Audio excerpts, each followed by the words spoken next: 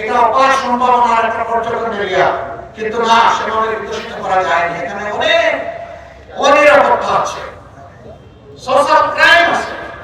কেন এটাকে clean zone করা গেল না? ওই দুষ্করের কারণেই করা যায়। মতলববাজ যারা জনগণের উন্নতি বিক্রি করে ফেরি করেছে, খেয়েছে, ওরাই আমাদের এটাকে আগাতে দেয়। সব জায়গায় শিক্ষাই হচ্ছে জাতির মেরুদণ্ড। এই জায়গায় মানুষের প্রাণের দাবি এখানে একটা পাবলিক বিশ্ববিদ্যালয়। আমরা আপনাদেরকে আপনারা বোধহয় চান না, আমার যে একটু হালকা আপনারা চান, যদি চান দোয়া করেন। শুধু বিশ্ববিদ্যালয়ের মানে দোকান খোলা না, সার্টিফিকেট তৈরির ফ্যাক্টরি না, আমরা সেই শিক্ষা ব্যবস্থা গড়ে তুলতে চাই যে শিক্ষা মানুষকে মানুষ বানাবে, আবার একই সাথে দেশ গড়ার কারিগর বানাবে। আমরা কোনো একাডেমিক জাস্ট থিওরিটিক্যাল এডুকেশনে বিশ্বাসী নই। আমরা মরাল এবং প্রফেশনাল এডুকেশন আমাদের সন্তানদের হাতে তুলে দেবো ইনশাআল্লাহ। কোনো গরিবের সন্তান ওই শিক্ষা থেকে বাদ পড়বে না।